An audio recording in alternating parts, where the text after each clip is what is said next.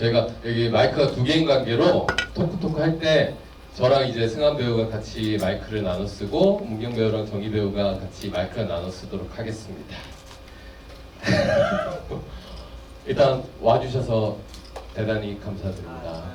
네, 진심으로 감사드립니다. 네, 그래서 일단은 뭐 얘기 본격적으로 시작하기에 앞서서 두 분 저희 영화 어떻게 보셨는지 진솔하고 솔직하고 가감 없는 어떤 감상평 한마디씩 들어보겠습니다. 부담 갖지 마시고 영화 어떻게 보셨는지 절대 부담 갖지 마세요. 편하게 얘기해 주세요.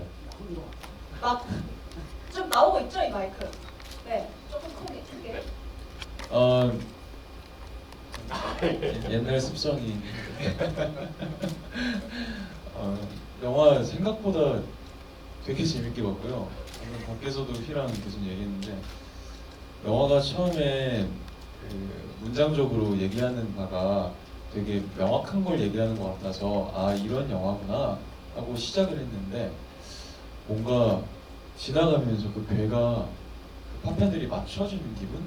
그걸 들면서 아 더 큰 예산으로 이들이 찍었으면 좋겠다. 되게 좋은 영화를 만들구나. 이 정말 좀 울기도 하고 살짝 참았는데 네. 뭔가 이상한 포인트 있어요. 약간 울컥하고 이런 것들이 있더라고요. 어느 포인트?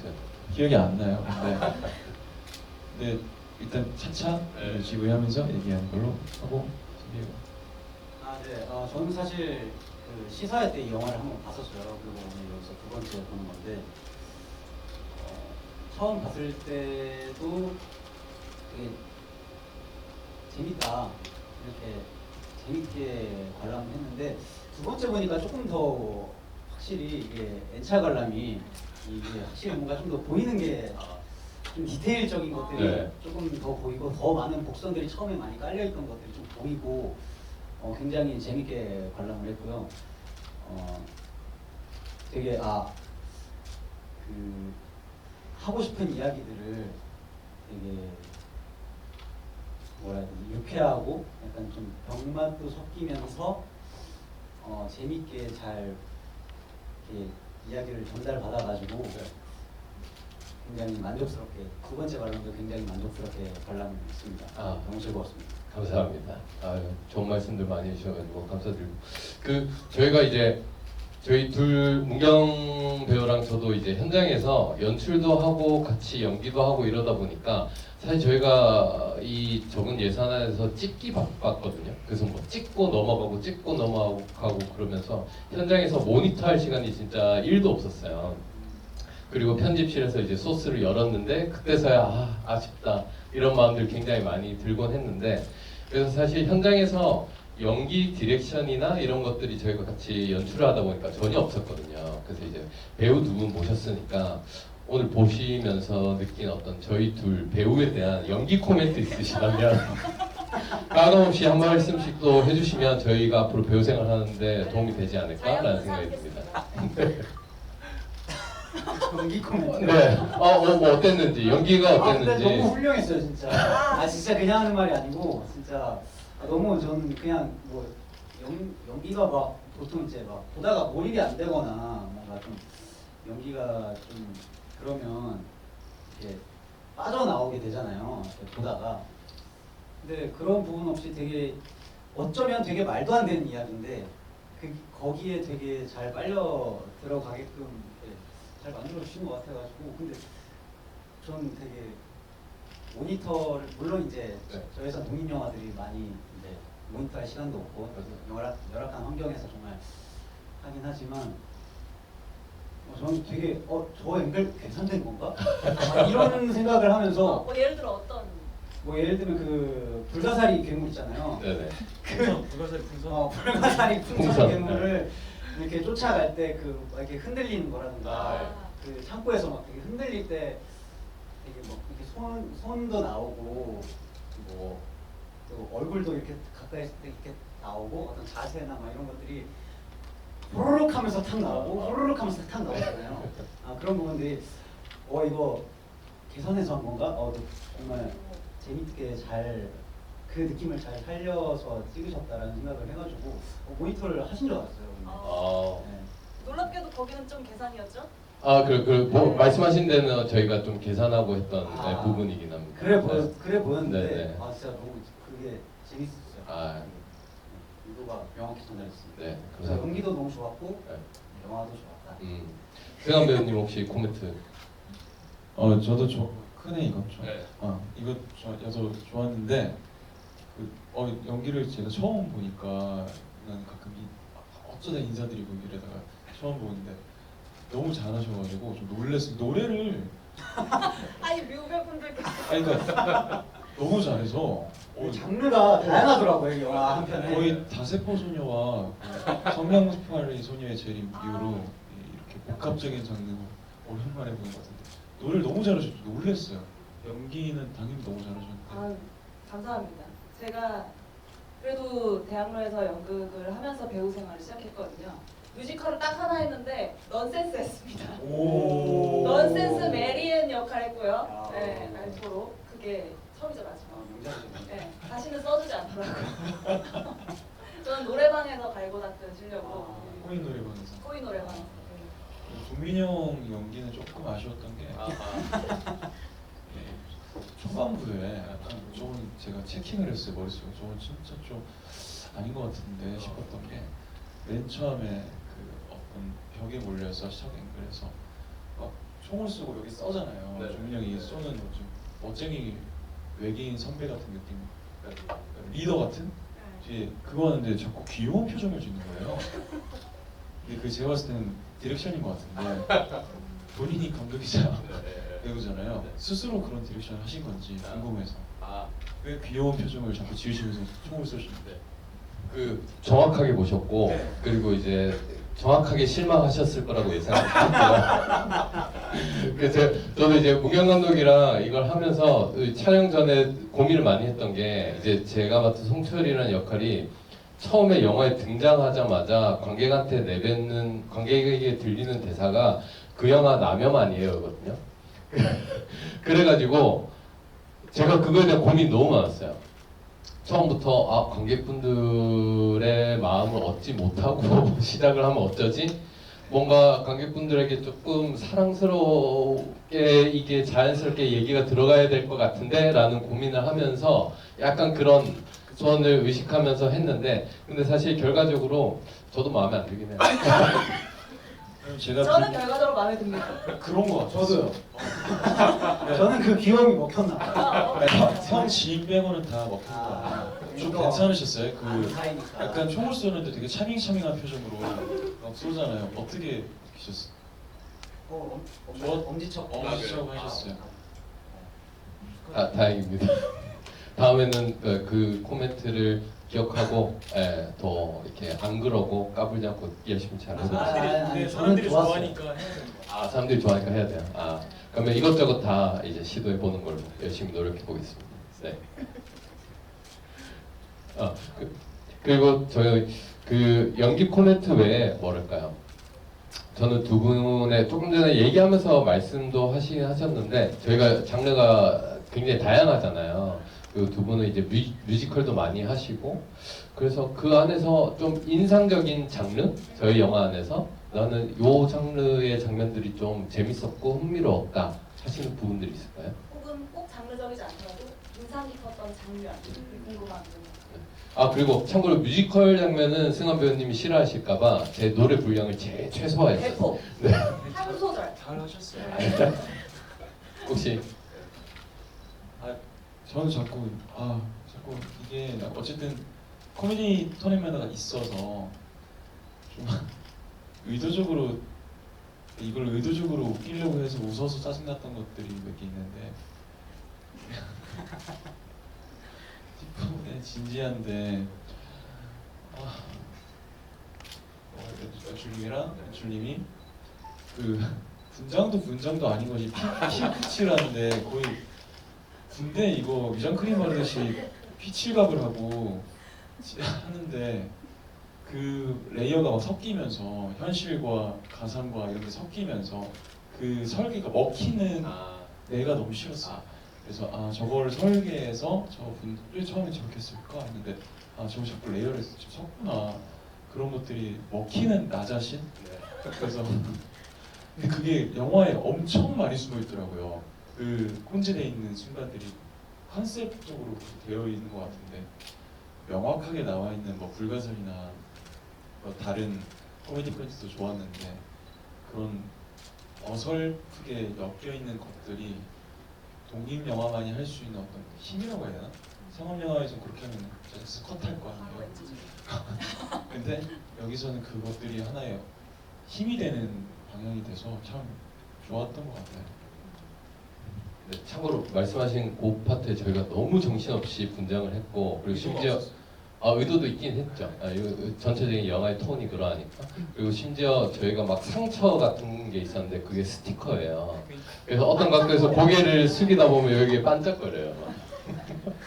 약간 그런 포인트도 있었습니다. 비 배우님 혹시? 저는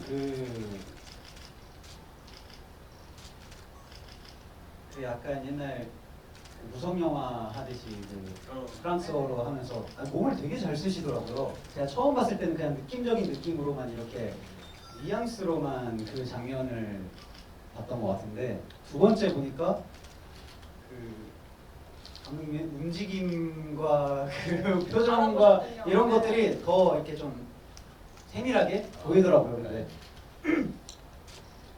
굉장히 뭐라 해야 되지?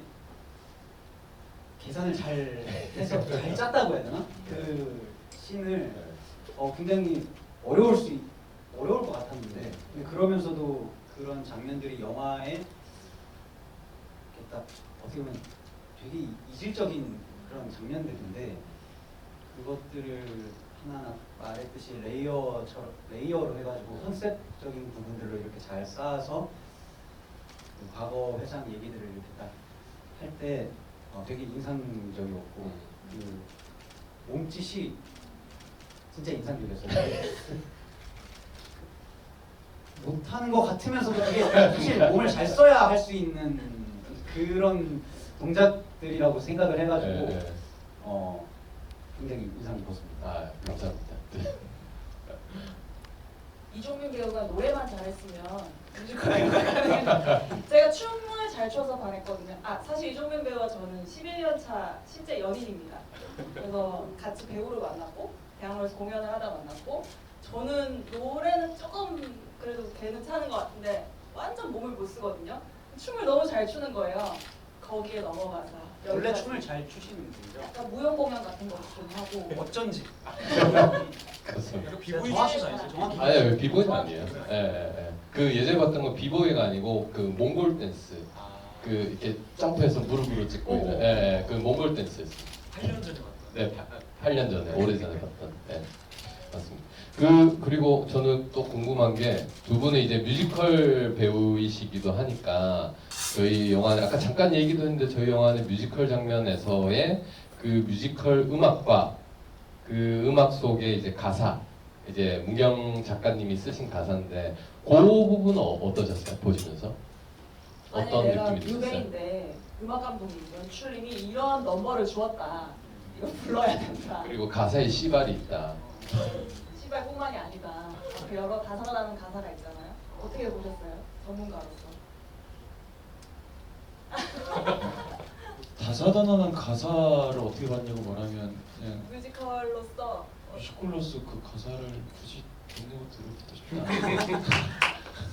하지만 이 영화에선 유효한 것 같아요. 이 영화에선 어쨌든 주인공 인물이 어쨌든 그런 장르, 현실이 아닌 어떤 장르. 사실 뮤지컬은 일상을 노래로 말하는 거잖아요. 나의 가장 극적인 순간을 음악으로 말하는 장르인데 그거 비현실적이잖아요. 내 가장 극적인 순간에 그 자체가 어떻게 보면 이 인물이 가지고 있는 어떤 현실과의 벗어난 여러 가지 자아까지는 아니지만 여러 가지 어떤 세상, 자기가 상상하는 그거를 표현하는 하나의 장르처럼 레이어가 두 개로 의도적으로 쓰여 있다고 느껴져서 사실 한국에서 뮤지컬 영화 별로 안 좋아하잖아요. 근데 그게 그 뮤지컬 장르만의 특성은 분명히 있는 것 같거든요. 뭔가 일상적이지 않은 어떤 힘. 그것이 이 여자 인물이 가지고 있는 이름이 잘 기억이 안 나요. 저 하나. 하나가 가지고 있는 그 어떤 자기 안의 세상 그거와 완전히 잘 붙어서 저는 뭐 그 소스를 쓴 것 자체가 너무나 훌륭하지 않았나 생각해요. 좀 길게 한 챕터를 썼잖아요. 10분가량 쫙 밀어버리고 다시 재등장시키지 않고 하나의 장르를 밀었는데 하나의 어떤 그 시간의 시절 같아요. 지금 현재 진행형 중에서 어떤 여러 개의 자기 세상 중에 하나를 쫙 밀어버린 힘이 느껴져서 저는 참 잘 썼다 장르라고 저는 느꼈습니다. 근데 저도 되게 비슷한데 그 어쨌든 주인공 이름이 송철 구한. 송철이 그 하나의 과거를 알게 됐을 때 예, 되게 충격적인 장면이잖아요. 송철의 입장에서 봤을 때는. 그래서 과거를 딱 알게 됐을 때의 그거를 처음 봤을 때는 여기서 노래를 나왔거든요. 근데 이제 저는 어쨌든 뮤지컬을 이렇게 했으니까 되게 자연스럽게 받아들였었는데 이렇게 두 번째 보니까 이 장면을 노래로 안 하고 만약에 그냥 다른 영화들처럼 그냥 씬으로 네. 뭔가 과거 회상이나 아니면 송철이 뭐 하나에 대해서 막 이렇게 알아보는 어떤 네. 그런 씬으로 만들었다면은 조금 이 영화의 재미가 조금 덜하지 않았을까라는 생각도 들면서 이거를 뮤지컬적으로 이 장르 이 씬만 여기를 뮤지컬적으로 이렇게 딱 넣어서 승환이가 말한 대로 그 극적인 거를 딱 한 게 어쩌면 되게 새로우면서도 되게 똑똑하다. 네. 시도가. 근데 그게 전혀 이 영화의 그 컨셉에 잘 녹아들고 그래가지고 이게 뮤지컬이 가진 음악이 가진 힘인데 네. 이거를 다른 분들은 어떻게 생각할지 모르겠지만 저는 되게 좋았던 것 같아요. 그래서 그리고 누나가 노래를 하는 걸 또 처음 봤거든요. 네. 연기하는 거는 몇 번 봤었는데 또 노래는 또 처음 듣다 보니까 되게 인상 깊었고 작곡가분이 또 누군지는 모르겠지만 그 곡을 되게 드라마적으로 잘 쓰신 것 같더라고요. 되게 좋았습니다. 네, 맞아요. 그 놀랍게도 그런 뮤지컬이나 이런 극중극으로 쓰여지는 게 많이들 궁금해하시는데 사실은 그런 장치들은 다 이미 시나리오 단계부터 설계가 되어 있었어요. 문경 작가가 그래서 좀 이 극을 조금 약간 그런 장치들이 좀 특별하게 재밌게 만들어준 장치였던 것 같아요. 어떻게 보면 되게 큰 도전이었을 텐데 맞아요. 네. 그게 제가 뮤지컬을 해서 그런지 모르겠지만 되게 자연스럽게 받아들였고 이렇게 씬을 흘러갔을 때 송철이 그 하나를 바라보는 그 느낌이 좋았던 것 같아요. 네. 그 사실 이 시나리오를 처음에 이제 영화 하시는 분들이 봤을 때 저희가 많이 들었던 얘기가 얘 대체 얼마 들여서 이거 찍으려고 하냐 그런 얘기가 굉장히 많았거든요. 근데 저희는 조금 그렇게까지 생각 안 했던 게 얘기했듯이 저희가 이제 공연을 하고 연극 베이스다 보니까 이건 돈 많이 안 들고 이렇게 할 수 있겠는데? 말이 되는데? 재밌겠는데? 라고 접근을 하면서 결국 지금의 어떤 결과물이 나오게 되었던 것 같아요. 그러니까 그 감성과 그걸 공유해서 아는 게 되게 네, 되게 중요한 것 같아요. 네, 맞아요. 그 구현해내는 데 있어서. 한마디 해도 될까요? 이야기를 듣고 너무 고마워서 한마디 첨언하고 싶어서 이제 일단은 뮤지컬을 거의 너무 주업으로 하고 계시는 두 분께 저희의 뮤지컬 신을 인정받은 상당히 뿌듯하고 이게 특히 작가로서 제가 이 뮤지컬 넘버의 가사를 쓰고 이 부분에 뮤지컬을 위치시킨 거는 어쨌든 제가 써낸 인물이고 또 제가 여성이니까 하나에 제가 많이 투영되어 있고 제가 뮤지컬을 되게 좋아해요. 그래서 여기에 뮤지컬을 좋아하시는 관객분들이 많으실 것 같아서 괜히 이런 이야기를 한번 해보고 싶은데 저는 옛날에 그냥 제가 배우가 되기 전부터 뮤지컬이 너무 좋았어요. 근데 별로 안 좋아하고 특히 뮤지컬 영화를 오글거려 하거나 이런 사람도 특히 한국에 되게 많더라고요. 근데 저는 하나가 말했던 것처럼 뮤지컬 안에서는 어쨌든 슬픈 사람이든 화난 사람이든 노래를 하잖아요. 그 노래를 하고 우리는 그 장면을 보면서 그 감정을 받고 그게 사실 약간 극예술이 주는 어떤 좀 과장되어 있지만 정점 같은 기능이라고 느꼈고 그래서 하나의 가장 처절하고 그런 설명도 해야 되고 그런 감정도 들어가야 했는데 제가 뮤지컬을 그런 이유로 좋아하는 만큼 하나의 이야기를 뮤지컬로 표현을 해보고 싶었고 여기서 관객들이 웃어야 될지 울어야 될지 몰랐으면 좋겠다 생각했어요. 근데 웃어도 울어도 상관없다고 생각했고 그게 뮤지컬로 이 이야기를 여러분에게 건넬 수 있는 저의 어떤 바람이자 이유라고 느꼈는데 거기에 맞는 좀 대답을 해주신 것 같아서 기뻤습니다.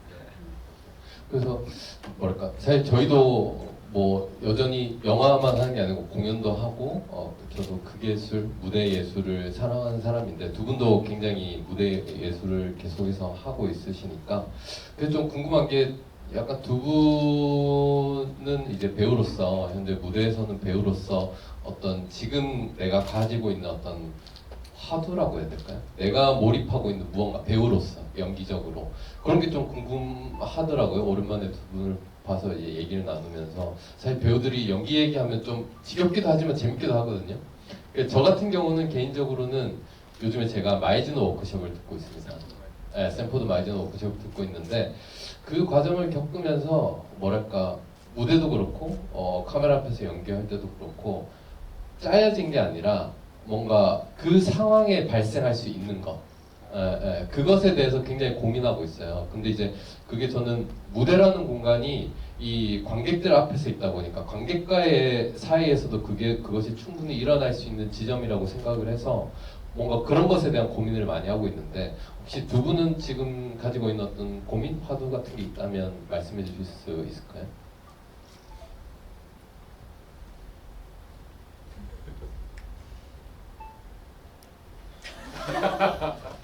고민이 같진 않을 테니까. 배우로서의 고민. 예. 고민 그리고 혹은 뭐 내가 지금 몰입하고 있는 거. 관심 있는 거 네. 연기할 때. 아, 저는 그 원래 옛날에 형이랑 저걸 많이 해봐서 알겠지만 제가 제 입으로 말하기 좋겠지만 집중력이 되게 좋은 배우거든요. 그렇죠. 집중 맞아요. 집중력이 장점인데 그러다 보니까 시야가 많이 다친 적이 좀 있었어요. 근데 요즘에 요즘 들어라기보단 최근에 계속 공연을 하거나 플레이를 하면서 즐겁다? 이런 거구나. 즐겁다고 느끼는 것이 아까 말한 관객도 포함인데 옛날에 저희 둘이 그 아까 특별 출연했던 실록 누나 김실록 배우한테 뷰포인트 워크숍을 받았었거든요. 형 없었나? 나도. 형 없었고 누나가 해줬었는데 돈 내고 했어요. 네. 그 뷰포인트는 어째 공간 거리감이나 공간 지각, 전체적인 흐름 그리고 밸런싱 이걸 계속 의식하지 않고 운용하는 감각을 익히는 계열의 기술이잖아요. 맞나요? 네. 그런 계열의 기술로 알고 있는데 제가 그 거리감을 최종 발표 때 묵살하고 누나 얼굴에 이렇게 빵을 소금빵이었다고. 크림빵 아 크림빵. 크림빵을 깼는데 그거 가지고 그 아까 특별 출연 아니지 메인 출연했던 학원 선생님 형도 같이 있는데 그 형한테 엄청 혼났거든요. 넌 뷰포인트를 한 게 아니야 이러면서 넌 충동에 졌어 이렇게 혼났었는데 요즘 들어 그 충동을 좀 억제한다기보단 놔두고 그 시간이든 공기든 관객분들 컨디션도 있잖아요. 날이 더우면 짜증나고 비가 오면 습해서 소리가 울리고 이런 전체적인 거에서 밸런싱을 찾아가는 것이 좀 즐거운 것 같아요. 그런 흐름처럼. 그래서 요즘에 저는 그런 거 공연에 다행히 공연을 할 수 있어서 여러 번 지금 하는 공연이 더블 캐스트라서 여러 번 할 수 있거든요. 3개월 동안. 그래서 다행히 시도해보고 운용해 볼 수 있는 기회들이 있어서 좀 그게 관심이 있는 것 같아요. 저도 몰랐는데 형이 물어봐서 내가 뭐에 관심 있지? 그랬더니 그런 것 같습니다. 마침 오늘 오전에 제가 그 김실록 배우랑 카톡을 했는데 그 사건 얘기를 하더라고요. 예전에 승환이가 내 얼굴에 빵을 집어 던졌는데 집어 던진 게 아니고. 아 집어 던진 게 아니고 뭔가 이게- 아니 난 이거 말이 되는 네, 거예요. 맞아요. 이게 오해가 생기면 안 돼. 이게 아니라 이렇게 왔어. 근데 누나가 나 다가오는 거야. 이렇게 다가 호기심 어린 눈빛이었어. 승환아 뭘 해줘 이런 눈빛. 난 손에 빵이 있었어. 그래서 그래서 누나가 아 그때 승환이가 지금 너무 잘 돼 있어서 너무 기쁘고 좋다라는 카톡이 있었습니다. 예. 휘비언님 혹시 저는 예전에는 약간 저도 뭐 이렇게 배우로서 이렇게 공연을 하고 뭐 연기를 하고 할 때 예전에는 조금은 더 저한테 제 연기나 저한테 집중을 했었던 것 같은데 요즘에는 조금은 더 뭐랄까 저도 이렇게 닫혀 있는 것보다 좀 이렇게 열고 상대와 그리고 관객분들과 그날 다른 그 호흡을 느끼고 그걸 만들어가는 게 되게 재밌는 것 같아요. 그래서 오히려 생각하지 않고 너무 많이 생각하지 않고 생각은 연습하고 뭐 이런 데 많이 해놨으니까 그 안에서 무대 위에서 상대방과 그리고 우리를 보는 관객분들과 만들어진 이 긴장감과 호흡을 그 순간순간에 이렇게 찾아가고 이렇게 쟁취하려고 하는 그런 것들이 좀 되게 재밌는 것 같더라고요.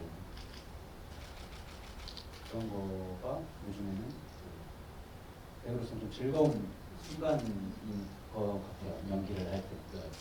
저도 사실 너무 공감되는 이야기인 것 같아요. 그래서 저는 개인적으로는 저도 그렇고 배우가 약간 저는 나이가 더 들수록 좋아요.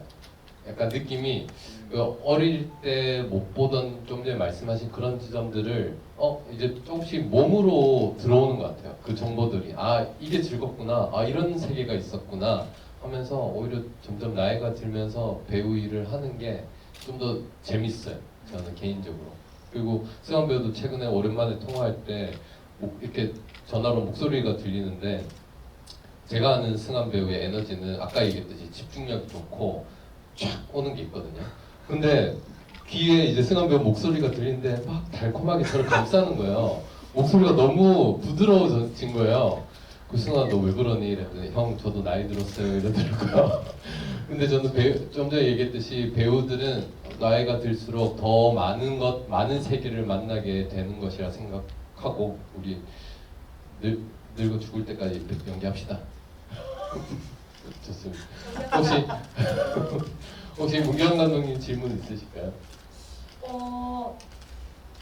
저는 사실 두 분이 영화 재밌게 보셨다고 하니까 영화가 하고자 하는 이야기 이런 거를 어떤 식으로 좀 바라보셨을까가 궁금했어요. 왜냐면 이 영화가 사실 해외 영화제는 판타스틱 영화제 위주로 많이 갔는데 국내에서는 여성 영화제 위주로 많이 갔어요. 그래서 여성 관객분들을 상대적으로 좀 많이 만난 편이었고 근데 저는 어떤 특정 이데올로기적인 영화를 만들려는 의도는 아니었지만 남성 관객들, 젊은 남자 동료들과 영화를 보고 어떤 이야기를 나눌 수 있을지도 작가로서, 연출로서 되게 궁금했거든요.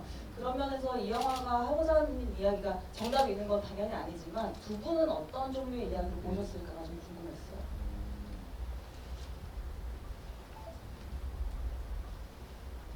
뭐 꼭 그런 젠더적인 게 아니다. 아니요 젠더를 시작하자마자 그 남혐이라는 단어로 걸어주셔가지고 전 남자니까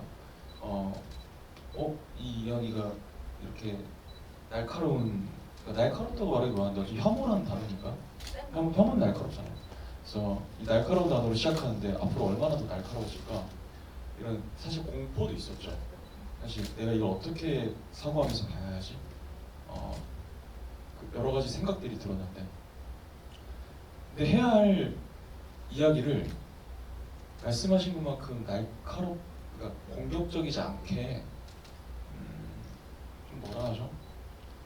그 이야기도 하면서 젠더의 이야기, 뭐 페미니즘의 이야기도 하면서 동시에 여러 가지 것들을 다 건드리셨는데, 그것들이 제 생각엔 그 방향성을 저는 개인적으로 크게 잃지 않고, 저는 이거 여성 영화제를 가야 된다고 생각하기도 해요. 그게 맞지 않나 싶어요. 우리나라의 수준에서. 그러니까 뭐 외국은 조금 더 빠르니까, 외국에서 판타스틱 영화제나 어떤 이런 SF 계열의 어떤 블랙 코미디 장르의 그 계열로 웃으면서 볼 수 있는 수준이라고 생각하는데, 한국은 지금 많이 좋아졌지만 여전히 노력하고 있는 중이고, 모두가 그러다 보니 이런 이야기가 좀 예민하게 들릴 수도 있겠지만 더욱더 그 정체성을 잃지 않고 가는 것도 중요하다고 생각해서, 저는 개인적으로 불편한 얘기를 하시려고 하신 게 시작부터 느껴졌는데, 불편함으로 시작해서 뭔가 그 퍼즐이 맞춰지면서 아, 이 이야기가 왜 여전히 존재하고, 마지막에 또 선생님 성함 어떻게 되시죠? 서원 선배님이 어떻게 보면 미랑의 오마주처럼 자신의 죄를 스스로 용서한 것처럼 페미니즘 공부를 하고 있다는 걸 얘기하시면서 이야기를 계속하는데, 여전히 그 유효하다는 거잖아요. 그 어떤 복합적인 생각들이 계속 들어왔어요. 마치 정리된 것이 아니라 계속 우리는 해 나가야 하고, 비단 이건 젠더의 문제가 아니고 강한 자가 약자를 괴롭힌 문제거든요. 사실 어떻게 주로 남성이 많았었고, 그래서 강자가 약자를 괴롭히고 힘을 이용해서 어떻게 하는 것에 대해서 어떻게 사고하고 사유하는지, 고발이라는 소재를 통해, 하지만 사람을 죽이지는 않잖아요. 고발하고 용서를 바라는 거고. 그래서 어떤 방향성까지 저는 제한하지 않았나? 그러니까 우리가 원하는 게 저 사람의 파멸인지, 계속 얘기하는 총으로 죽이는 것인지. 근데 주인공이 하나가 마지막에 그분에게 원하는 건, 우리에게 하실 말씀 없으세요? 용서라고 저는, 그러니까 사과, 진심 어린 사과를 궁극적으로 바랬기에 그 죽이고 싶다는 증오, 분노를 지속적으로 초중반에 표출하지 않았나. 하지만 하나가 진정 원했던 건 저 자식이 죽었으면 좋겠어 는 맞지만, 그 이전에 나에 대한 그 과거 일에 대한 사과, 선행돼야 될 것들, 이거에 대한 어떤 방향성을 제시하는 느낌이 들어서, 정확히 말하면 이건 젠더도 아니고 판타스틱도 아니고 그냥 어떤 한 인간이 자기 안에 어떤 걸 깨고, 마치 데미안처럼 뭔가를 깨고 세상을 마주하는 이야기인데, 그것들을 되게 B급을 빙자한 코미디 형식으로 저는 잘 제안했다고 느꼈어요. 말씀 너무 잘하시네요. 말씀 너무 잘하시네요. 아 진짜. 달콤한 목소리로 말씀 너무 달콤하게. 잘하시네요. 좀 잠겨가지고. 휘 배우님은 혹시?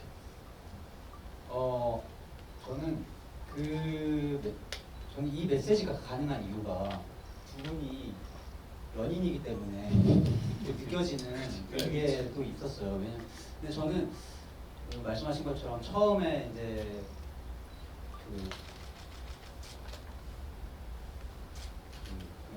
이름이 송철. 송철의 첫 대사가 남염이잖아요. 네네. 근데 저는 이 대사를 저도 이제 처음 봤을 때, 시사회에서 처음 봤을 때 되게 불편했거든요. 처음 딱 들었을 때 그 순간에. 근데 좀 모르겠어요. 다른 분들도 그랬을 거라고 생각해요. 왜냐하면 이게 두 입장을 다 대변하고 다 얘기하고 있다고 저는 생각을 하거든요. 여자의 입장과 남자의 입장을 모두 다 얘기하고 있는데, 그게 이제 끝으로 그 과정을 지나서 끝으로 갔을 때 결국에는 뭔가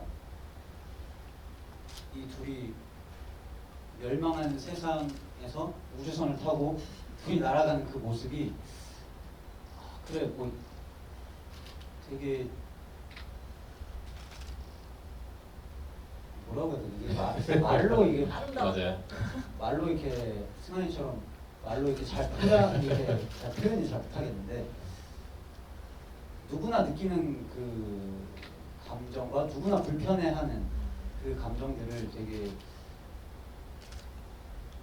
결과적으로 어떤 사랑이라는 것을 통해서 네. 그런 것들이 의미가 없어지고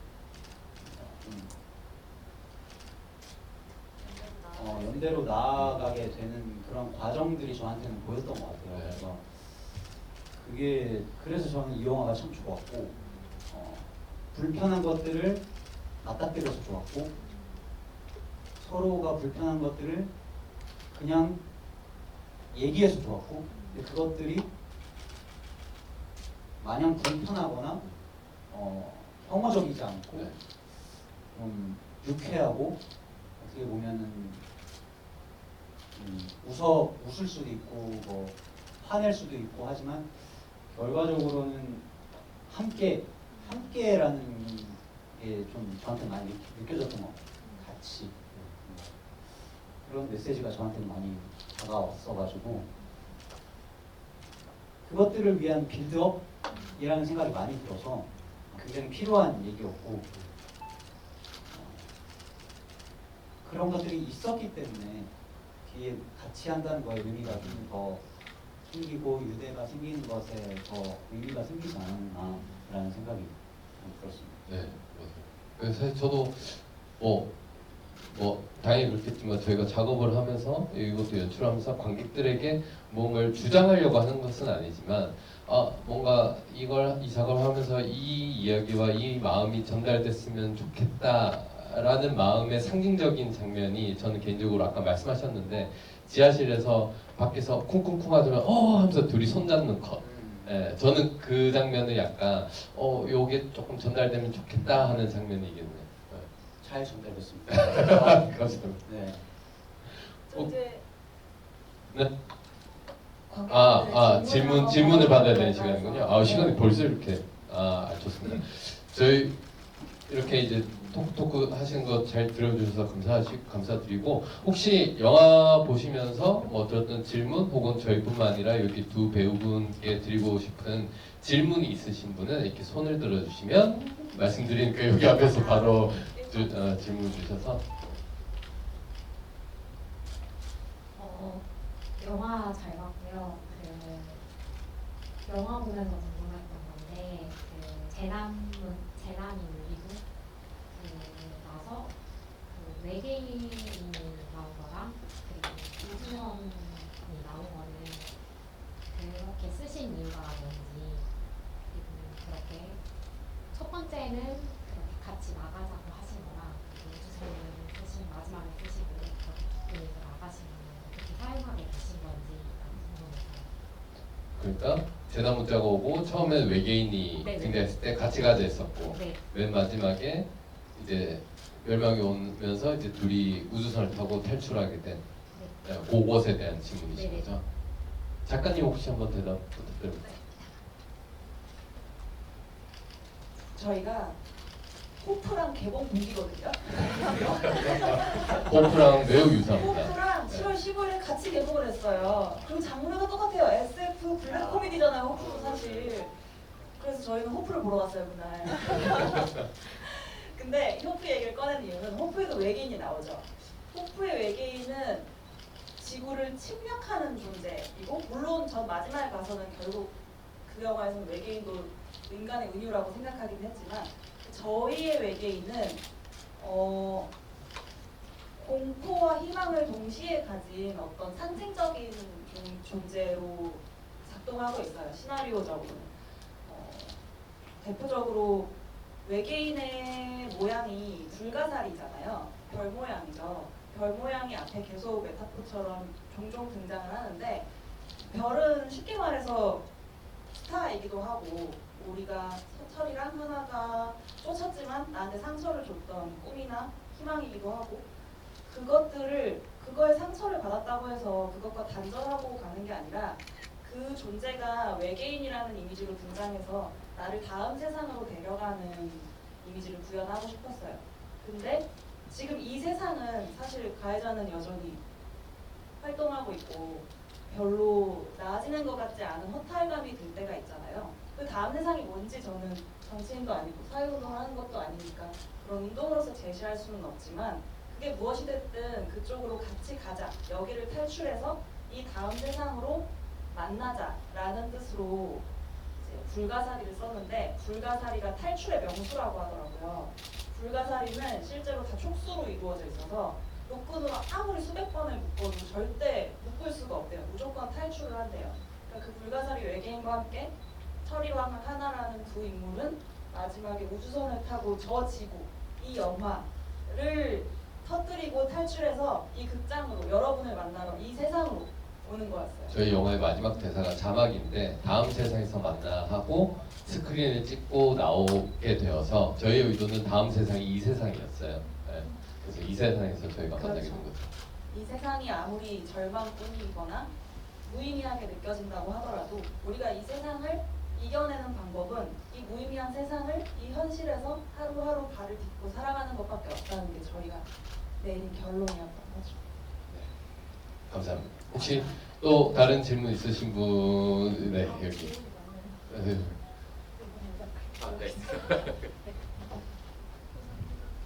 안녕하세요. 연문경 배우님한테 다시 질문 드리고 싶은데요. 러프하게 답변해 주셔도 돼요. 첫 번째는 이 각본을 만들기 시작했을 때 이야기가 어떤 식으로 뻗어나갔으면 좋겠는지 하고 속으로 상상이나 이미지를 그린 게 있으신지 궁금하고요. 두 번째는 자꾸 손철이를 보면서 한쪽 입꼬리를 쓱 하고 좀 귀엽게 내려다보는 비웃음에 그 웃음을 지으시는데 너무 매력적이신 거예요. 혹시 그거를 평소에도 하시는지 아니면 캐릭터적으로 인물 구체적으로 구현한 것인지 궁금해요. 두 번째 질문이 너무 강렬해서 첫 번째 질문이 백지가 됐어요. 첫 번째 질문이 뭐였죠? 처음에 이제 시작하실 때 예상하신 이 이야기에 일단 작가로서 이렇게 가겠지 싶은 길로는 가지 말자 라는 모토를 가지고 썼고요. 그래서 이게 영화가 굉장히 장르의 법칙, 장르는 장르가 기대하는 걸 줘야 되는데 사실 그 길로 자꾸 안 가고 다른 장르로 계속 넘어가는 영화거든요. 근데 그런 영화를 어쨌든 좀 만들어보고 싶다는 생각을 했었고 추구미는 Everything Everywhere All at Once였어요. 저희 둘 다 굉장히 좋아하는 영화이기도 하고 정신없는 것 같지만 결국에는 감정적으로 정서가 하나로 모아지는 영화라는 측면에서 그런 느낌의 영화를 만들어보고 싶었어요. 두 번째 질문 제가 드리자면 왜냐면 11년 동안 옆에서 봤으니까 평소에 잘 그럽니다. 평소에 굉장히 그런 표정과 눈빛으로 저를 경멸하듯이 보는 것 같지만 애정이 듬뿍 담긴 그런 표정을 매력적으로 잘 짓습니다. 네. 감사합니다. 혹시 또 다른 질문을 여기 바로 뒤에.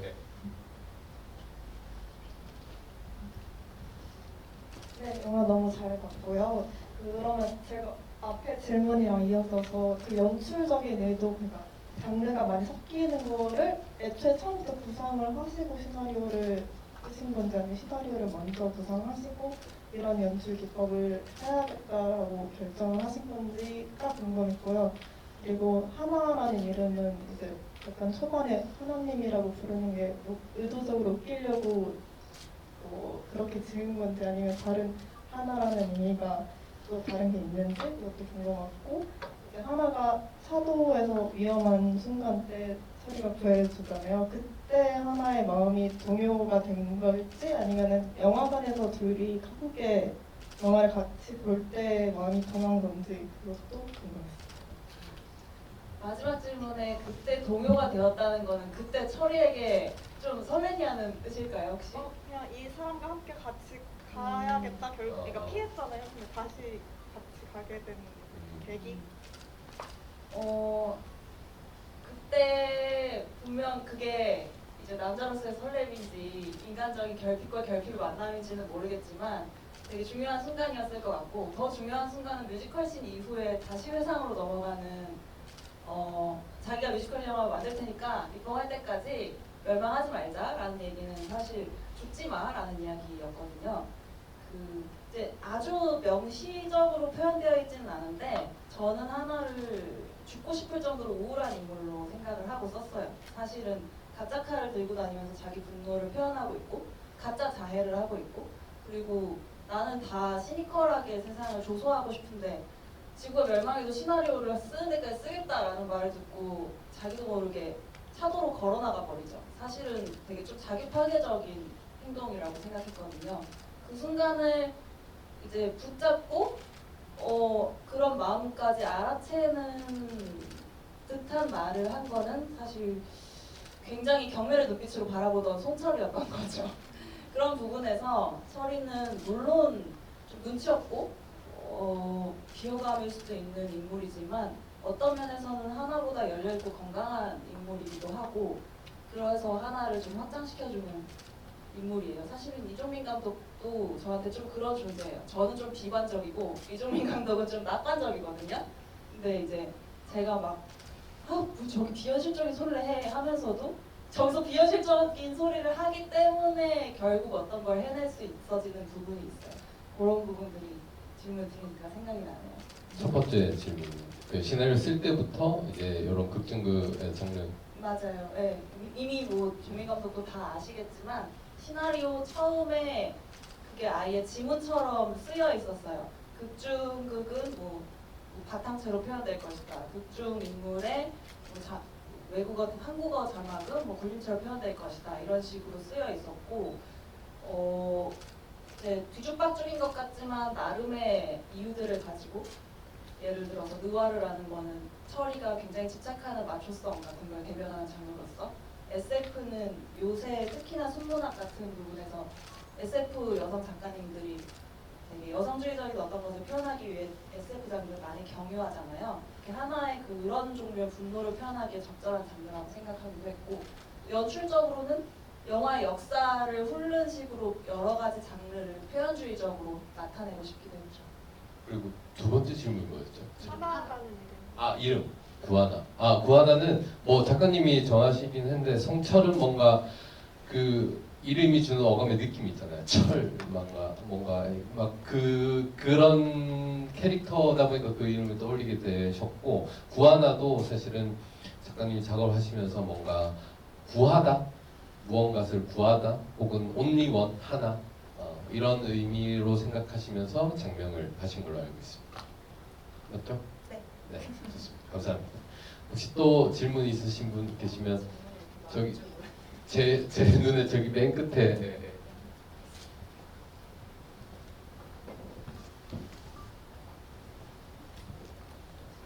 그 질문은 두 개 정도 있는데 우선은 그 맨 마지막에 마지막 후반부에 하나가 그 자기 자신이라고 해야 되나? 그러니까 복제체 같은 걸 싸죽이는 장면이 있잖아요.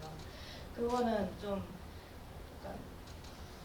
그 제 개인적인 느낌으로는 복수하고 싶었던 마음 뭐 그런 것들을 쏴죽인다고 생각을 했었는데 혹시 어떤 의도로 약간 했는지랑 그 다음에 그 뮤지컬 씬은 처음부터 기획을 하고 그렇게 된 건지 되게 인상 깊게 다가와가지고 한번 그것도 아예 그걸 상정하고 기획한 건지 아니면 이 작품을 만들면서 약간 이렇게 나오게 된 건지 궁금해졌습니다. 뮤지컬은 이제 처음부터 뮤지컬로 쓰여 있었고 뮤지컬 곡을 만들어야 뮤지컬 영화는 사실 이제 입을 맞추어서 노래를 하면서 촬영을 해야 하니까 사전에 시나리오에 저런 종류의 가사를 써놨어요. 그리고 아까 누군지는 모른다고 하셨지만 김동명 감독이라고 저하고 이제 사극 뮤지컬 독립영화를 찍은 이제 독립영화 감독이 있는데 본인이 그 영화들도 다 직접 작곡을 했었어요. 그래서 그분께 부탁을 해서 최대한 오버 드라마틱하게 만들어달라. 왜냐면 과장된 어떤 뮤지컬스러움이 묻어있길 바랬거든요. 어떤 선율에.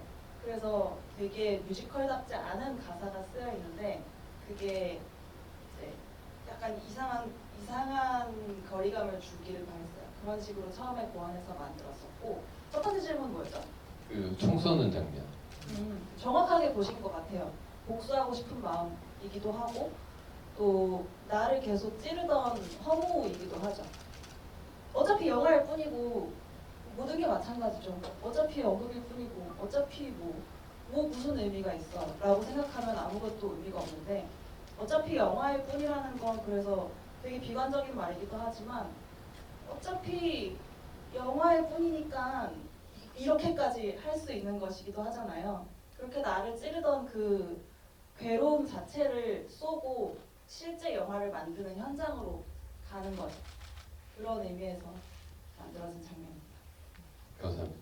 혹시 또 질문 있으실까요? 저기 가운데 뒤쪽에 계십니다.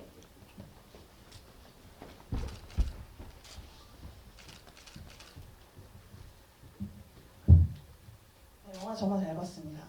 그리고 드리고 싶었던 질문은 지금 GV를 들으면서 생긴 질문 중에 하나인데 마지막에 하나가 이제 자기의 분신 혹은 과거 뭐 그런 감정들을 다 죽이고 나서 또 그 지하실에 갇혀 있을 때 그 밖에서 두들기던 그 두려움의 소리랄까 그런 것들이 또 한 번 들려오는데 그때 그 문을 마치 그 영화 속의 주인공이 그랬던 것처럼 나아가야죠 하면서 문을 열었던 것처럼 똑같이 문을 여는데 그때 이제 송철이 우리 왜 영화 촬영하러 가야지 라고 하면서 나타나거든요. 근데 아까 전에 처음 그 GV 답변 주셨던 것 중에 내가 뮤지컬 영화를 완성해서 올릴 때까지 너가 꼭 살아있었으면 좋겠어 라는 말에 이제 마음이 본쥐 같다라고 말씀 주셨었는데 그런 것처럼 마치 이 친구의 닫혀있던 세상을 뭔가 문을 두들기고 열어주고 하는 거에 의미로 지금 저는 문득 그런 생각이 들어서 혹시 그 장면에서 문을 열고 송철이 나오는 게 그런 어떤 의미를 가지고 만드셨는지 궁금합니다. 문을 열고 나오시면서 어떻게 생각하셨어요? 저는 뭐 아, 나오면서 뭐 나오면서 연기할 때 생각은 뭐 복잡하게 생각하지 않았고 그 진짜 영화 찍어야지 뭐냐 왜 늦게 하니 너라는 마음으로 왔었고 사실 저도 이제 연출을 하고 이제 관객으로 볼 때 그런 마음이 들었던 것 같아요. 결국에 하나가 그 보라색 머리 하나를 처음에 총을 겨눌 때와 철이를 만나고 겨누고 쏘잖아요. 전 두 마음이 다를 것 같다라는 생각을 했어요. 처음에 이제 철이를 만나기 전에 겨누고 쏘려고 할 때는 좀 전에 얘기했던 좀 더 자기 파괴적인 마음이지 않았을까라고 유추해보고 철이를 만나고 나서 쏘아야겠다는 이렇게 좀 말로 표현하기 어려운데 굉장히 좀 뭔가 의지적인 긍정적인 마음으로 그 방아쇠를 결국 당기지 않았을까?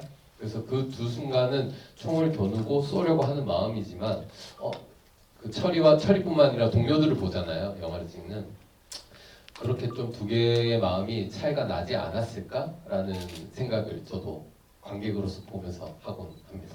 네. 그리고 그 장면이 굉장히 저 영화를 보신 분들 중에 이제 많은 분들이 그 장면 말씀을 주시는데 사실 두 분은 그 장면에서 어떤 정서가 있으셨나요? 없었을 수도 있을 것 같고 어떤 마음들이 들었었는지 좀 궁금해요. 그 총 쏘고 하는 총 쏘는 장면. 네. 근데 되게 보는 게 다 비슷한가 봐요. 저도 비슷한 생각을 했고 말씀해주신 의도가 되게 직관적으로 느껴져가지고 뭔가 하나의 어떤 그 과거의 아픔이나 뭐 이런 것들로부터 좀 이겨내고 뭔가를 즐기면서 다음으로 나아갈 수 있는 그런 사람이 됐고 좀 더 한 단계 좀 더 성장해 나가는 그런 순간이지 않나라는 생각을 했던 것 같아요. 서원 배우님. 저도 뭐 아까 말했다시피 비슷한 생각인데 그 보라색 머리였나? 마지막에? 네, 보라색 머리 그 친구는 어쨌든 죽었는데 엄지 날리고 죽잖아요. 그러니까 귀엽도록. 걔는 이 순간을 어떻게 보면 항상 너 죽어라고 하지만 영화 내내 사실 이걸 일 위해 주는 거잖아요. 맞아요. 네, 그래서 기본 같은 거죠. 그래서 그 송곳 같은 초중반들이 저는 그 마지막 엄지척으로 저 친구의 존재 이유는 사실 누군가가 망하길 바람, 누군가가 죽길 바람이 아니라 구원받을 자격 있음 그리고 지지할 의사 있음 뭔가 이런 것처럼 좀 그러니까 저는 작가님이 좀 다양한 걸 제시했다고 생각해요. 아까도 말했다시피 단순히 이걸 어떤 통쾌한 어떤 목수곡이 아니라 뭔가 방향성 그런 일 그런 상황과 그런 것에서도 할 거 다 하잖아요. 찾아가고 용기 내서 그런 거 다 찾고 당사자 만나고 그리고 사과 요청하고 다 했고 그리고 그걸 하지 않았고 근데 그 사람은 하지 않을 사람인 걸 스스로 구원받은 것처럼 얘기를 하는 걸 보고 어떻게 해야 될지 고민을 하고 그리고 선택한 것이 나는 나를 구원할 자격이 있음 엄지척으로 날리는 것 같아서 저는 그 인물에 대해서 나를 어떤 과거를 죽인다는 그냥 표면으로 봤고 그 리스펙으로 봤어요. 진짜 말씀을 항상 뉴스로 잘하시네요. 부드럽게. 네, 저는 이제 다 맞는 말이고 어떻게 보셔도 다 맞는 말이고 사실은 康康 후에 송철이 왜 있었냐라고 한다면 송철뿐만이 아니라 윤정로도 있었고 수강생들도 수강생들도 있었고 있었죠. 동료들이 있었죠. 동료들이 없었을 때는 하나는 그 조커이자 빈봉인 그 내면의 보라머리 하나가 없이는 그게 나를 아무리 괴롭혀도 살 수 없었을 텐데 외계인이 아니라 동료들이 있잖아요. 같이 할 사람들이 있기 때문에 하나는 마침내 그 친구를 내 안에서 죽여버릴 수 있었던 거라고 생각해요. 그래서 전 두 분의 또 답변을 들으면서 문득 또 여쭤보고 싶은 게 생겼는데 이 모든 것들을 일어나게 한 저희 영화의 유일한 빌런 이기탁. 이기탁이라는 인물이 사실은 저희 이제 문경 감독이랑 저랑 그 모두가 자기 삶 속에 빌런이 있잖아요. 저희 빌런들의 이름을 한 글자씩 따와서 합친 거거든요. 그런 느낌들로 이제 하긴 했는데 혹시 그 이기탁을 보면서 두 분은 어떤 마음과 생각들이 드셨는지 좀 궁금했어요. 네. 두 분에게도 이기탁이 있을까요? 당연히 저도 이기탁이 있고 누군가는 제가 이기탁일 수도 있고 맞아요. 그렇겠죠. 저 살면서 제가 모르는 실수나 이런 것들 했을 수도 있고 저도 제 마음속에 어린 시절이든 어떤 시절에 이기탁이 있으니까 막 초등학교 때 어떤 애 찾아가고 싶고 이런 것도 있죠. 당연히 그런 마음 다 있는데 이기탁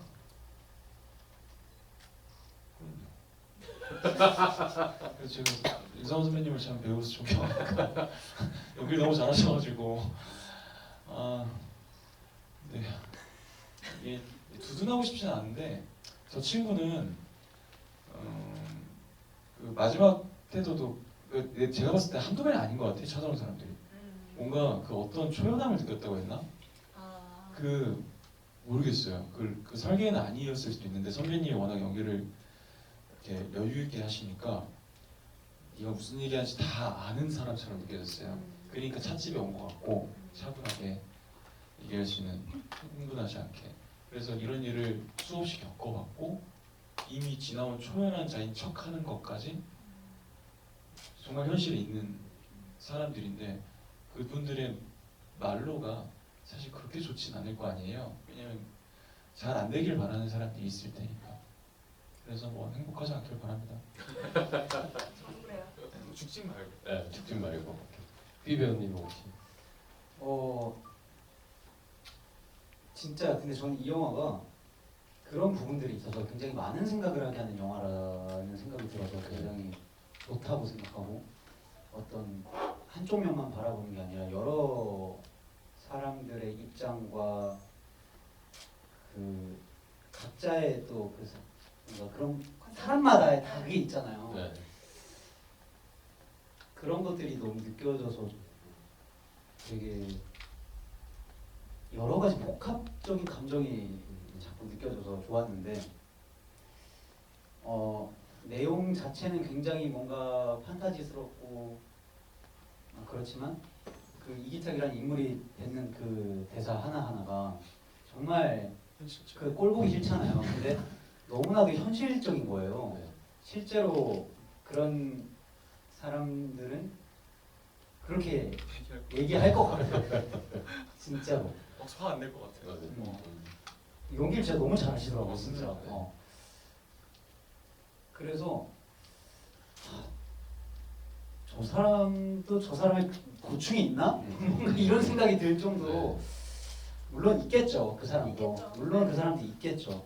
그렇지만 그렇다고 해서 그거를 뭐 피해자들이나 뭐 하나나 송철이 그걸 이해해 줘야 되는 것도 당연히 아니고 근데 그런 지점들을 굉장히 잘 느껴지게 만들어 주셔가지고 많은 생각을 하게 되더라고요. 그리고 저한테도 역시 이기타 같은 사람이 분명 있죠. 네. 있고 또 승환이 말대로 저도 누군가한테는 또 제가 모르는 이기타일 수도 있지 않겠습니까? 그래서 저 자신을 또 돌아보게 하게 되기도 하고 어쩌면 그렇게 하고도 모를 수도 있다는 것도 되게 무서운 것 같아요. 맞아요. 내가 누군가한테 어떤 큰 상처를 입혔는데 그걸 내가 모르고 있다는 것도 어떻게 보면 참 이게 알 수 없는 감정이 되게 들게 하는 것 같기도 하고 하지만 뭐 이기타는 몰랐던 건 아닌 것 같고 아무튼 참 세상에 진짜 다양한 인간 군상들이 있잖아요. 그런 것들을 되게 복합적으로 느끼게 돼가지고 한 단어로 저 사람 그냥 딱 나쁜 사람이야 라고 말할 수 없는 저를 보면서 네. 또 많은 생각이 들게 하고 자꾸 이 메비우스의 띠 같은 이 돌고 도는 이 생각들이 저는 그래서 이 영화가 참 좋다고 생각을 합니다. 여러 가지 면. 네, 너무 공감돼요. 그리고 뭐 저 역시도 특히 윤상아 선배님이 연기를 하시니까 이거 너무 잘하시고 너무 자연스러워. 진짜 실제로 보면 너무 사랑스러운 선배님이거든요. 저도 막 이게 이렇게 사랑스러운 사람이 그런 역할을 해서 더 그런 것 같아. 빌런처럼 생기면 누가 봐도 빌런 같으면은 진짜 나쁜 사람 할 텐데 그 원래 너무 사랑스러우신 분이 마음을 복잡하게 하잖아요. 마음을 복잡하게 하는 거. 네. 그래서 저희도 한 번씩 이렇게 집이나 얘기를 하는 게 뭐냐면 그 너무 공감한 게 나 역시도 누군가의 이기탁일 수 있잖아요. 그러기 위해서 뭐랄까 노력하고 공부해야 된다라고 생각을 하는데 저희 영화를 통해서 이기탁을 보면서 저 스스로 그동안 어떤 글귀에서 본 건데 지금까지 용서하기 싫어서 이해조차 안 해왔던 것 같더라고요. 근데 이제 이해를 안 한다는 건 결국 나 스스로를 계속 찌르는 것 같더라고요. 그러니까 용서와 이해는 다른 말인데 그러니까 용서는 차치하고 나를 위해서 이해는 열심히 해야 되는 거 아닌가? 뭐 그런 생각을 요새 좀 하고는 있습니다. 네, 그래서 말씀하신 것에 너무 공감하고 감사하다는 말씀입니다. 네, 저희가 시간이 꽤 많이 지났는데 이제 질문 하나만 더 볼까요? 뭐 그러셔도 좋고 아니면 네. 네, 편하게. 아니 저희가 또 얘기하는 게 마지막으로 질문 하나만 또 이렇게 말이 끝나기 무섭게.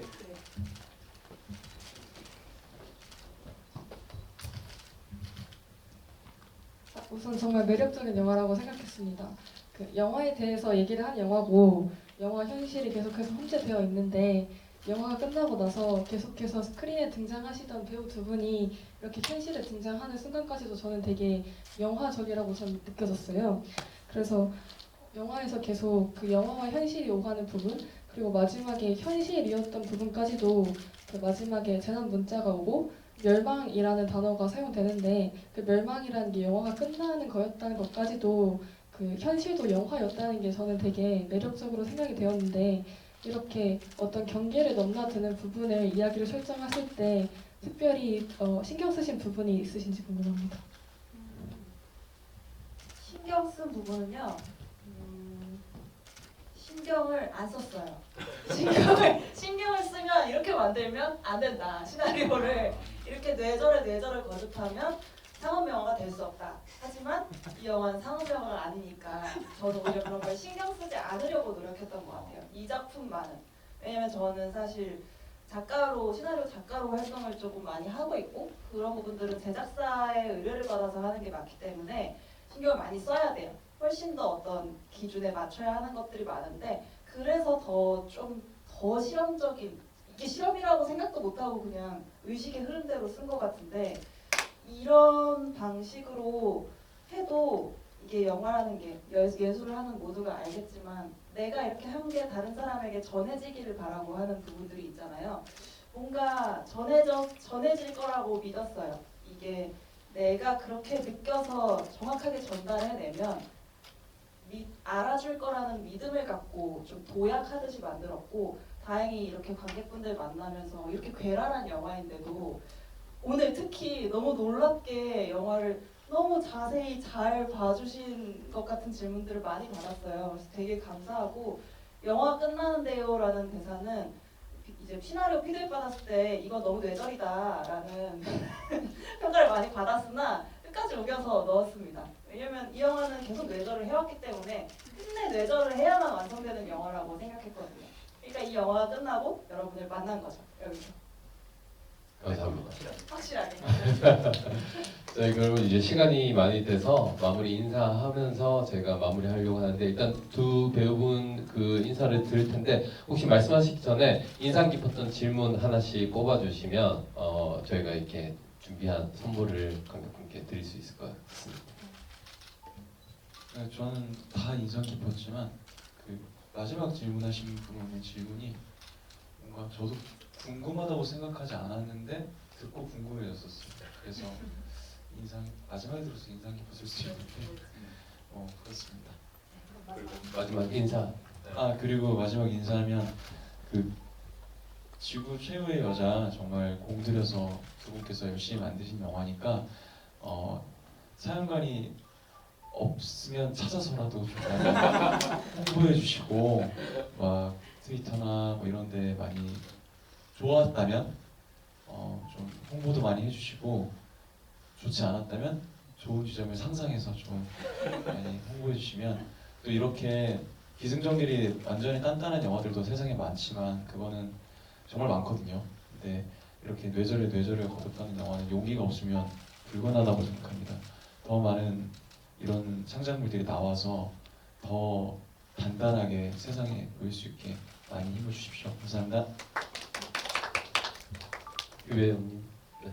혹시 질문 먼저 꼽아. 좋은 질문들을 너무 많이 주셔가지고 누구를 뽑아야 될지 진짜 고민이 많은데 그냥 기억에 남는, 저도 생각을 이렇게 한 번쯤 했었던 네. 그 질문을 해주신 분이 계셔가지고 그 하나의 이름에 대해서 궁금해 해주셨던 혹시 저기 계십니다.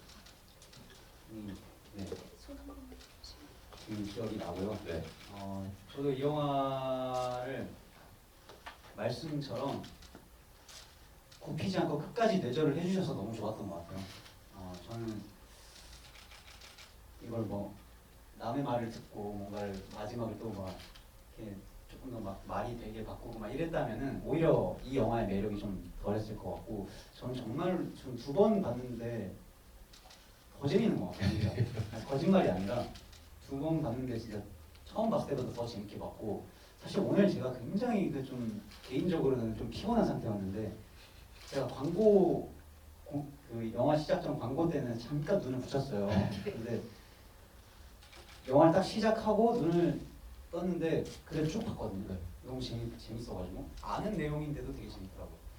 그래서 새로운 것들도 많이 봤고, 이런 영화를 이렇게 극장에 걸어주신 것도 너무 감사하고, 그렇게 이렇게 많은 분들이 또 와주셔서 너무 감사하고, 한국 영화 앞으로도 이런 영화들이 좀 더 상업적으로 좀 더 뭔가 이렇게 이런 식의 좀 더 시도가 많았으면 얼마나 좋을까라는, 물론 이제 독립 영화이기 때문에 지금은 할 수 있는 거긴 하지만 또 외국은 하더라고. 다 하거든요. 맞아요. 사실 레오파르트나 다. 맞아요. 네.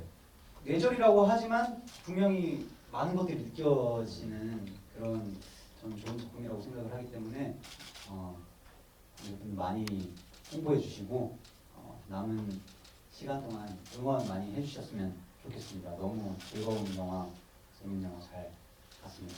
감사합니다. 최강 배우님 들으셨죠? 두 번째 볼 때 훨씬 재밌다. 예. 기대하고 있습니다. 문경환님 혹시 예, 선물 드릴 분 한 분만 또 꼽아주시고 마무리 인사. 저는 너무 많은 답변을 해가지고 제가 무슨 답변을 해야 될지 지금 조금 혼란스러운데 아까 송철 그 쾅쾅쾅 했을 때 우주인이 아니라 철이가 나오는 거에 대해서 질문해 주셨던 분이 누구셨죠? 아마 예, 네. 저는 사실은 그게 굉장히 중요한데 GV에서 질문을 많이 못 받아봤어요. 그 장면에서 아직도 하나한테는 어떤 공포 같은 게 남아있는데 그 문이 열리는 순간 확 현실로 돌아온다는 게 되게 중요했고 그 안에 철이뿐만이 아니라 나를 되게 대상화하는 것 같았던 대면대면해하는 것 같았던 수강생들까지 동료로 존재한다는 게 저한테는 되게 중요했거든요.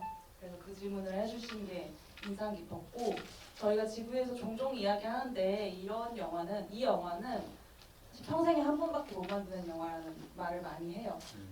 저희가 연극 동아리 할 때부터 종종 했던 말이 우리끼리 재밌다고 공연 재밌는 거 아니다 그런 이야기 많이 했는데 이 영화는 우리끼리 재미있어야 우리끼리 즐겁게 그 기세를 해야 그 에너지가 영화에 담기는 영화였고 실제로 저희 둘이 너무 많은 롤을 맡아서 진짜 바빴기 때문에 뭐 스태프뿐만이 아니라 출연해주신 분들까지 그냥 십시일반 막 도와서 막 컷하면 저쪽은 수영 붙이러 가고 저는 가발 벗으러 가고 막 이러니까 도와줄 수밖에 없었어요.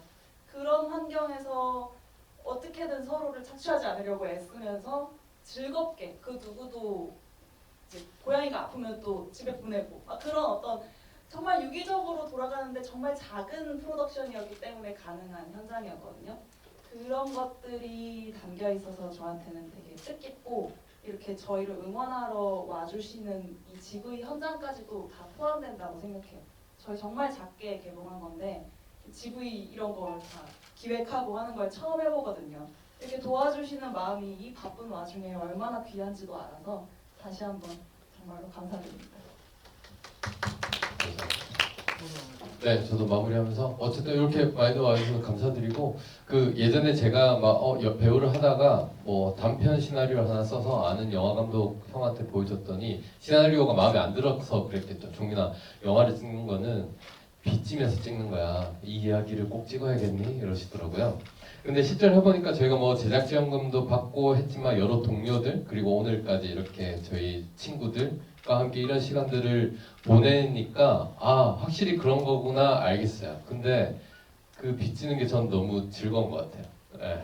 앞으로도 열심히 빚을 지면서 작업을 저희 동료들에게 빚을 지면서 작업을 할 거고 당연히 동료들이 저에게 손을 내밀어도 돈 말고 얼마든지 모든 것을 내어주면서 우리 재밌게 열심히 작업들을 해가면서 관객분들 만날 거라는 약속을 드리고 그리고 두 배우분 현재 공연하시는 거 아시죠? 네, 두 배우분의 공연과 앞으로의 배우 생활도 응원해주시고 해주시면 감사하겠습니다. 어쨌든 긴 시간 함께 해주셔서 너무너무 감사드립니다. 감사합니다.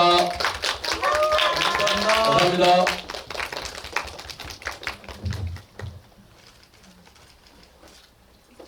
혹시 저희 관객분들과 단체 사진 한번 그럴까요? 괜찮으세요? 네, 관객분들 괜찮으시면 단체 사진 한번 같이 찍고 저희가 SNS 올릴 때는 얼굴은 블러 처리할 테니 너무 걱정 말아주시고 그럼 앞에 이렇게 같이 모시고 단체 사진 찍을게요. 얘네들 괜찮아요. 뒤로 밀어볼게요.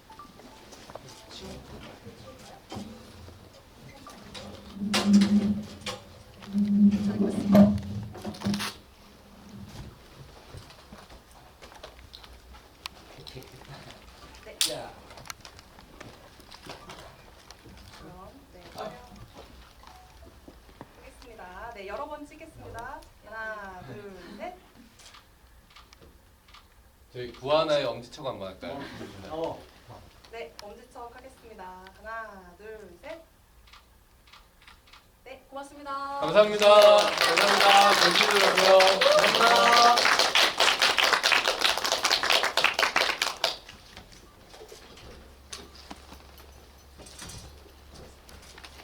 안녕하세요.